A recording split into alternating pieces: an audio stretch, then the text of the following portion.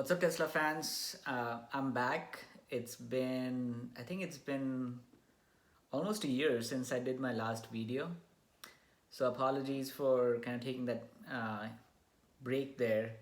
I didn't really mean to take that long a break, but things have happened in my life and things have changed, and I got really busy with work, with personal commitments on my end. I just bought a house, so that was a big deal at the end of the year. And then the pandemic happened and I got really busy. So I apologize for kind of taking that break there, but I'm back now, and I am really excited to tell you the lots of things that have happened since, and that have been really good things, and generally in my own personal career. And again with Tesla, like I was watching some of my old videos, and looks like most of them have aged pretty well, just from a prediction standpoint and where things are going from here. So I thought that I should do some sort of reintroductory video about my thoughts on Tesla, on the future of autonomy. So there's some topics that I thought about on investing. So like it's kind of uh, what goes on my brain all day long, how I think about the future. Basically, I think that this video is gonna break out from my general videos where I talk about Tesla, and it's gonna now start. I will start talking about how I think about stuff in general. So this channel is gonna pivot from just being a Tesla channel to being almost a lifestyle channel where I talk about a myriad of topics from technology, ranging from technology on one end to almost philosophical on the other end. I'll try to do some more on the other spectrum, but I can't help myself with technology, being an engineer, and it just too close to my heart. So with that, I mean, some of the things that I want to talk about today, and I also realize that long videos are difficult to watch on YouTube. And myself, I can't you know I can't watch ramblings of people, and I think I ramble quite a lot because there's so many things that are going in my head when I'm thinking about stuff and talking about stuff. So I try to keep I'll try to keep these videos maybe 5 minutes long, or maybe 10 minutes long. Maybe that's probably a good stopping point, to stop a video at 10 minutes and kind of get the message across, and move on, and then do a new video, a new topic. I mean, today's topic is mostly about like how I'm coming back to my YouTube channel, and I have very few subscribers right now. Hopefully they grow. Hopefully people find my content interesting. Hopefully they find it valuable, and they can apply some of the things that I have learned personally in my life, just from trying things out. And as I share my views on as I said, a multitude of topics from technology to investing to philosophy, which I think a lot of these things affect our day to day quite a bit.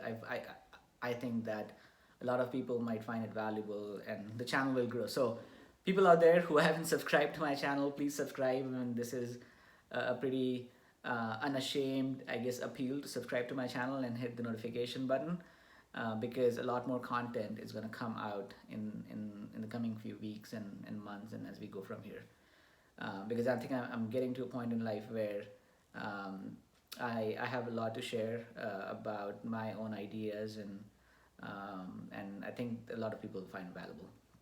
So with that said, let's start with where we left, which is Tesla. So I think the last video I did was about the Elon and SEC kind of settling their dispute on what Elon did about the 420 tweet.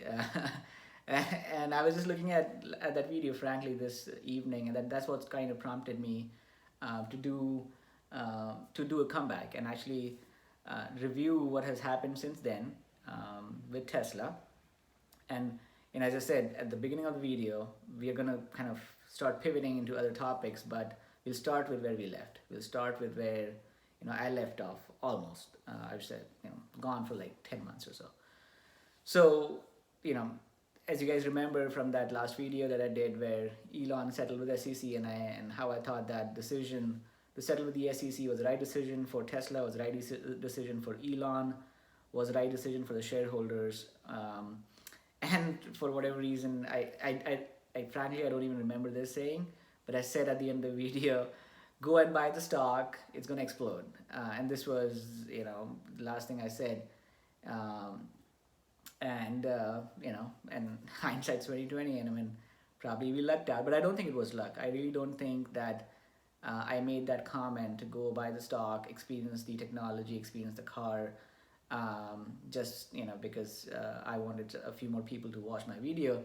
I really believed in it. I think and the reason why I believed in it is because I had tried it myself. Like in general, what I've found is, that there's lots of information out there that we can all watch, listen to, see, and follow along and hear from people, but it isn't real until you actually try it. So, as I'd mentioned a few times on my channel, on my multiple videos, that I've been following Tesla since I graduated from the University of Texas with a degree in electrical engineering, and I've been really passionate about electric transportation. So I've been following them since 2009 or something, when they kind of became public or came in the public view with their Roadster. And I'd always dreamt of buying a car. I mean, at the time they just had the Roadster, so it was really expensive, and I didn't have, as a graduate student just coming out of college or coming out of grad school, I had no money to buy a Tesla. But I always dreamt, and I think people should dream, and should dream big about buying a Tesla at some point in time. And that happened in 2015 when Tesla announced that they will come up with the Model 3, and then I actually stood in the line and got my reservation in for the Model 3 on March 31st, 2016. And I bought my car, and I remember this date because I love my car so much, on May 18, 2018. So it's been almost 2.5 years since, and I've loved the car. And just before I bought the car, like I became a Tesla investor. I think I bought my first stock in Tesla in 2014 or 2015 is when I bought my stock. That's when I kind of got some money to buy the stock. Before that, I was still going. I did another graduate degree in business, so I had no money to buy or invest into anything. And one of my first investments was in Tesla. That was purely because I believed in the vision from the get-go. Being an engineer, I believed in the story. I believed in Elon a lot and his ideas. I believed in the Tesla team could pull it together. It was, at the time, it was kind of a low to moderate risk option, a call option for me, where the stock was so cheap. Like it was, I think the company was valued at like $4 billion or something when I started watching it, and maybe I bought in when it was maybe $40 billion. So the stock, in my opinion, was still quite cheap at the time, and all I had to lose was like a few $1,000 at the time that I started investing, and then I put in much more. But at the time, I didn't have a lot to lose, and that the reason why for that is because I had time on my hand. Like I'm still pretty young. I was still pretty young then. I was in my late 20s, I was just entering my 30s, so still pretty young. Still had about 30 years of my career left, so I could take that kind of a risk. I mean, low to moderate call option risk is not a lot, and the payoff was pretty big, and which as all of us can see now, the stock has 10x since then.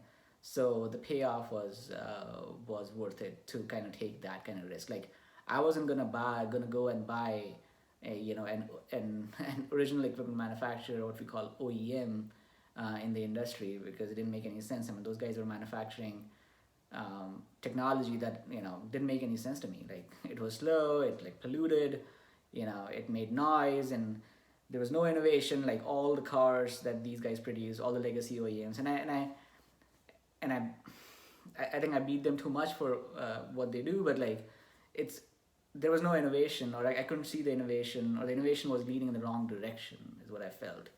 So there was no way I was going to invest in any of that. And electric technology, electric motor had been around for hundreds of years, and it always baffled me why people hadn't invested, or visionary hadn't come along that wanted to invest in electric vehicle technology.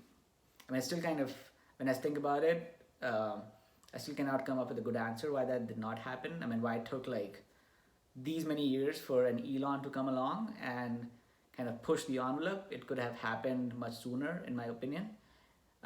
Sorry, we just went over the 10 minute mark, and I think that I tried to keep it below 10 minutes. But this one, I think we're going to do a little longer because this is a comeback video. So bear with me, please. If you can, if you came to this point of the video, there are lots of other things that I want to share, and that'll set the stage for this channel going forward. And I think it'll be worth your while to kind of stay along with me on this journey. So going back to what I was saying, Elon, I mean, I still like baffles me like how it took this long for someone to rethink this and have the guts to go and change everything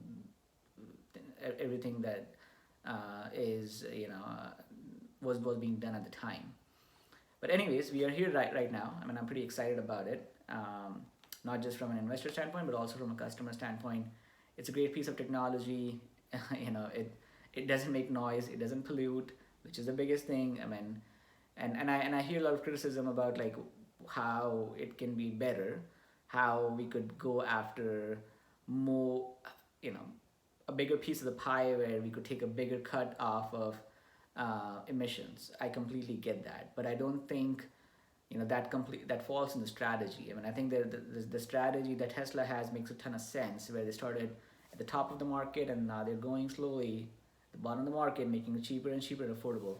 Because one of the criticisms I get about Tesla when I talk to people who do not fully understand Tesla but are excited about it is that Tesla, hasn't come up with a car that's truly affordable. And then my question to those people is like, what do you mean truly affordable? Like, I mean, buying a $25,000 car is, I get that it will be in the, within the bounds of a lot more people.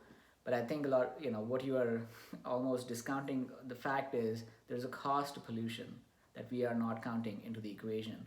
So yeah, I get that on an absolute basis, if you could pollute the environment for free, a lot of fossil fuel cars make sense. But you have to incorporate the cost of polluting the environment for yourself and even for your children. So I think a lot of people discount that. I mean, and maybe this is just because the day-to-day kind of takes over, and you're too focused on the fact that something has to fall within the norms and the bounds of what exists already, and that's kind of the fallacy of the thinking, which is comparing with what exists. It's not taking a step back and saying, okay, what makes sense from a pure scientific standpoint, like from a physics standpoint, from how we should value things, like from the ground up. It's not so. I think without criticizing, I guess, that kind of thinking too much, I guess the point I want to get across is the fact that a lot of people think about things in comparables, and that kind of applies into investing, and that applies into the way people make decisions. They recall a lot of memories from back in the day, and like if they did something that did not go right for them, that kind of sets a big impression in your brain that you're not going to repeat that because that didn't work out last time, without thinking and analyzing why did that not work out. So I think we all kind of from time to time fall in this fallacy, and recognizing that this is a fallacy, recognizing that this is probably an error in thought process, will improve your critical thinking skills. So, before getting to the conclusion that this thing is too expensive, you need to think about, or you need to account for, well, what does too expensive mean? Yes, it is too expensive as compared to what exists today, but start thinking about what kind of value is this to me, right?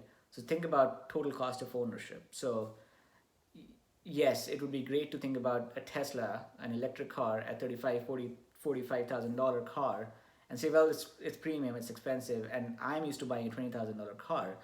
But if you compare the total cost of ownership of owning an electric car over the next 15, 20 years, if you own a car for 15, 20 years, even if you own a car for 10 years, the fuel costs and the cost of, and as I said, polluting the environment, which is almost vague in a lot of people's head, like even if you discount that, even if you incorporate the fuel cost, you're probably going to save $5,000 on fuel on regular driving. So let's say you buy a $45,000 Tesla, you've saved $5,000 on fuel over 5 year time period. So I'm assuming $1,000 a year. Over a 10-year period, you've saved $10,000. That gets you $35,000. Now try to add the other costs that you have saved, such as no oil changes, for example, no dealing with a third-party dealer whose incentive it is to sell you on a service. The maintenance cost of an electric car is extremely small because there are not a lot of moving parts. So think about all those things, and you will get close enough to your budget that you want to buy the car for. And think about the fact that there's a lot more technology in this car that will probably, and this is again a probably, make the car appreciate in value at some point in time. As autonomy rolls around, the car will become more valuable because it will become a way to generate a revenue stream for you, where you can put it into a robotaxi network or something like that, and now the car is making money. So think about those kind of things, and without like just on face value comparing, well, a fossil fuel car is X, which is, let's say in this case, a $20,000 car, and Tesla is $45,000. So it's not apples to apples. It's not a comparable number. So try to build up the value that you are going to extract from this asset by comparing what it's going to bring in terms of the multitudes of benefits to you. So I think that's a lot of people do not think like that, and that's kind of the fallacy of comparing with what exists, and not trying to come up using first principles based thinking, where you have to reevaluate how people price and cost stuff out. So that's kind of the takeaway here. I mean, I think this is and Tesla is going to come with a cheaper car. I mean, that's just going to happen. The technology will continue to get cheaper. One other point I want to note was, and I heard this in a session with Dr. Raghuram Rajan. He's a very acclaimed economist from the University of Chicago. He was the governor or the head of the Reserve Bank of India for like a couple of years. And he put it really well, and that kind of resonated strongly with me on how to think about technology, and how to think about the impact of technology on human life. And one of the things that he said was, technology enables whatever it affects, and whatever is using some sort of rate of improvement on technology enables cost declines. On the other hand, anything that relies on some sort of commodity, you cannot afford any more cost declines, because there is some bare minimum cost to a commodity, right? As that commodity has to be extracted from the ground, has to be put into a shape or form that can be used by humans, and then put it back into the system, and then recycled and used again. So there is like a bare minimum cost that that any commodity will face, that you cannot escape. So you have to pay for that cost. However, if something relies on technology and has zero fuel costs, and this counts solar, this has wind in it, this has battery storage that gets the electricity from solar and wind in it, where fuel cost is zero, and it's not relying on a commodity like natural gas, like crude oil, the cost of technology can almost be driven to very, very close to zero. In the sense that, when I say zero, I mean not zero. Again, there are some fundamental costs to putting the technology together, in the sense of like you have to put these atoms together to do things that you want them to do, like in a battery unit. But once you have that put it together, that thing will last you for a very long period of time. And as long as the cost of fuel is nothing, in the case of solar, it's nothing. The sun shines for free. That energy is being delivered to us for free from long distances. There's a cost to distributing that energy. And that's what we pay to a utility company for electricity, which is as compared to extracting something from the ground, putting it, refining it, putting it up on a truck, and then distributing it through gas station. That costs a lot more energy, and it'll cost a lot more money as well. Energy, when you have to spend that energy, it costs a lot of money. So think about that. Like, think about how things get built up into the cost equation. And when you start thinking about that, you start uncovering, okay, this is where the value goes. And when you start uncovering where the value goes, you start realizing the way you're thinking about the world is probably not right, because you are comparing with how you just have a wrong comparison. You're comparing apples to oranges. So that's kind of a little long rambling here, and I think I'll expand on this a little bit more in my future videos. But this is a comeback video. I thought this is a good time to start, talking to all my subscribers, and I have very few of them right now. I think I have like 100 of them or something, maybe not even that. But I want to grow this channel. I want to share my views and my thoughts on technology, on investing, on philosophy. So those are three things that I want to talk about as I come up with more videos. But thank you for subscribing. For those who subscribed already and would like the video, I think you will enjoy this. So thank you for tuning in. Until next time, cheers.